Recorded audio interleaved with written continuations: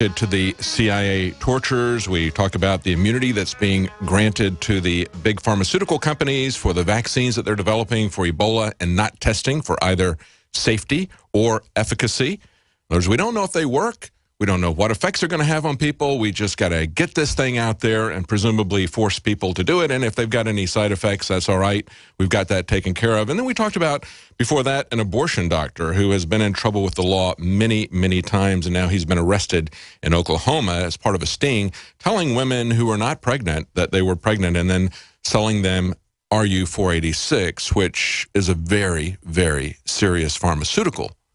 Can induce hemorrhaging, can induce all kinds of side effects, and of course it also has another side effect, and that is it generates a lot of wealth for the people who are selling it, especially this abortionist. And of course we're talking about the immunity from police that the police have from brutality that they are inflicting on people. We've got yet another example of this today. Over the weekend we have a story of a 76-year-old man in Texas. The Texas police officer was placed on administrative leave, I guess that's code word for vacation with pay, on Friday after he reportedly used a taser on a 76-year-old man after the suspect had already been forced to the ground. And if you look at this picture of the Victoria police officer from the dash cam footage, it's a still. This is not a black man. This is a white man. This is the problem. It is not a black-white issue.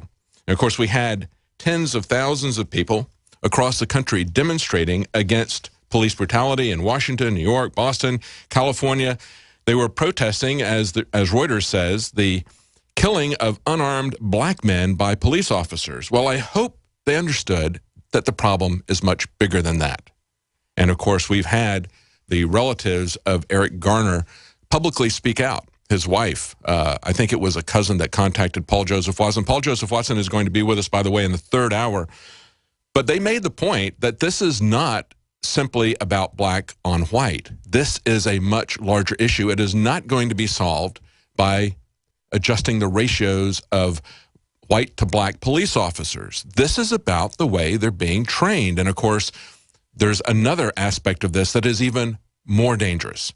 Every time they try to defend the MRAP system, this 1033 system that the Pentagon has set up for surplus equipment, every time they start defending that, of course, they do it on the basis of saying they need this for the libertarians, for the constitutionalists. We just had, played earlier in the show, the clip from the police officer who was being questioned by somebody who was recording it, said, you know, tell us about this. And he's going on about all these capabilities of this MRAP, and they said, well, why do you need that in America? And he goes, well, we've got these constitutionalists, and they've got a lot of ammunition and arms, and they're here locally. That's what they're being told. That's what's coming out of Washington, D.C. The FBI, Homeland Security, they're the ones who are driving that notion home with your local police. That's all part of the militarization of the police. As we pointed out many times, it was earlier this month that they stopped a program that gave fire departments surplus military equipment. That had been going on for 60 years. They shut it down and they said, well, we're not going to give that to you anymore because we're going to now start enforcing an EPA regulation that they hadn't enforced for 25 years about clean air. Presumably, it was better to let the large forests burn than to give these small rural fire departments a helping hand with equipment so they could put those fires out, because they're typically the ones on the front lines. They're usually the ones who get that done. And for a couple of weeks, it looked like that was going to happen until they organized and got that pushed back. And so now they've sustained that program for the fire department, apparently. But at the same time, this program where they give the police the MRAPs, they're telling everybody that's for emergencies. You understand the difference there? Why does the police department need that, and yet the fire department doesn't need these vehicles to get them back into the wilderness areas to put out wildfires? Absolutely incredible that they would do this. Not believable in that sense. Not believable for a moment. Now, going back to this story about this Texas police officer, when he pulled over this 76-year-old man, Pete Vasquez, he was driving back a vehicle to this car lot. It was a dealer vehicle. It had dealer tags. He tried to explain that it was exempt from needing an inspection. Evidently, the officer didn't like that. He slammed him in the hood of the patrol car, says the two men disappeared from camera range as the officer, Robinson, places Vasquez in a hole and then forces him to the ground and then tasered him. And the 76-year-old man said he acted like a pit bull. For a while, I thought he was going to pull his gun and shoot me. Now, the response that has come out is the police chief has offered a personal apology. Is that enough? Is that really enough? I don't think so. Now, Larry Ulrich, who works as a sales manager at the car lot, told the paper, he said he should be fired from the force and prosecuted. See, that's just it. If we're going to allow the CIA to torture people and not ever prosecute them, if we're going to allow the police to brutalize people and not ever prosecute them, you're going to get more of it. And that's exactly what Dick Cheney said. He said, I'd do it again in a minute. You bet. And so would the police, because they know they're going to get away with the brutality. And until you stop this, it's going to, by prosecuting somebody, they're getting the message. Not only are they being trained to recognize everyone who opposes the government politically or has something to say about it as a constitutionalist, not only are they being trained to see them as the enemy, not only are they being trained to see everybody out there that's not wearing a uniform and a badge as a potential assassin, they're being told that they can get away with it. Now, in the next hour, we're going to be joined by Paul Craig Roberts, economist and analyst of political situations. We're going to talk to him about the increasing risk of war and what's going on with the economy. And there have been major tectonic moves in this last week with this budget that was pushed through by the Republicans. As Matt Drudge pointed out, Obama got everything he wanted. And he said maybe there's a lot of NSA dirt on Boehner. Or maybe Boehner is just working for the bankers. Maybe he's working for the U.S. Chamber of Commerce, who wants open borders.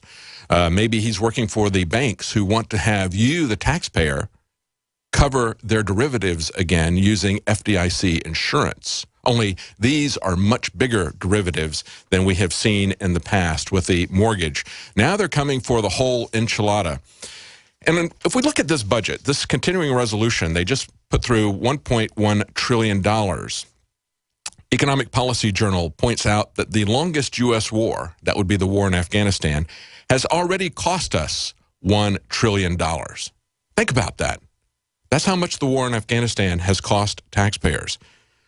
Something that would run this massive, bloated, unconstitutional government for a full year, that's what we have spent on the war in Afghanistan alone. That's not counting the war in Iraq or anything else that they're doing.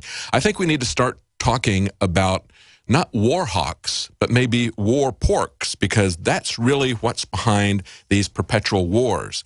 It's the military-industrial complex getting their subsidy. And, of course, the news that came out last week, we saw one GOP representative say that Boehner actually lied to him to get his vote. They wanted to move this to a vote. They were told that they were just going to get a short-term continuing resolution, and when he voted to bring that up for a vote, to allow that to come to a vote, and there were two people that they had to convince. They were 2 votes short. When they got it up for a vote, of course, then Boehner does the nice bait and switch and puts out an entire omnibus bill, which is going to fund the government until next September, not waiting until they have the leverage, presumably, to do something about it with a Republican Senate, with a much larger majority in the House. No, they never had any intention of following through on any of that. So what's going on with that? As we see the government going in and pulling back and insuring the derivatives again, understand where this all came from initially. Remember that back the Great Depression, of course, there was a pump and dump element to it. Of course, there was an element to it where they would inflate assets, then burst the bubble, and then come back in and buy the assets on the cheap. The bankers have always done that. But the mechanism that they used for that were options, buying stocks on margins. That's essentially the derivative market, although it's gotten far more complicated now. Now, to stop that from happening, they enacted Glass-Steagall, which would separate those kind of risky investments away from the core business of the banks, which is simply keeping checking and savings accounts and loaning out making safe collateralized loans like real estate or cars, that sort of thing. So they put Glass-Steagall there to force the banks to divest themselves from these risky businesses. That's the way things continued until under Clinton, Glass-Steagall was repealed. And then in very rapid secession. The bankers created MERS, a construct that allowed them to break the chain of title in mortgages so they could collateralize them and sell them as securities. They also created REMICs, which allowed them to, that was created back in 1986, but then they created different ways to use these mechanisms that had never been done before. And it didn't take very long for them to create the massive unsecured mortgage bubble, which basically ripped off investors at the same time that it took a lot of people's homes, because they punctured that bubble, leaving a lot of people so far underwater that they couldn't refinance their homes. Now, in response to that, they come out with Dodd-Frank, which is supposed to then break that apart again to some degree. Not a full reenactment of Glass-Steagall, but at least moving some of these derivatives away from the banks. That has just been undone again. And we know that the security markets, with all these different instruments that they have created, very ingenious ways to gamble. They're gambling with your money. You're going to make them whole. Now, thanks to Boehner and the Democrats, you will make them whole if these gambling casino derivatives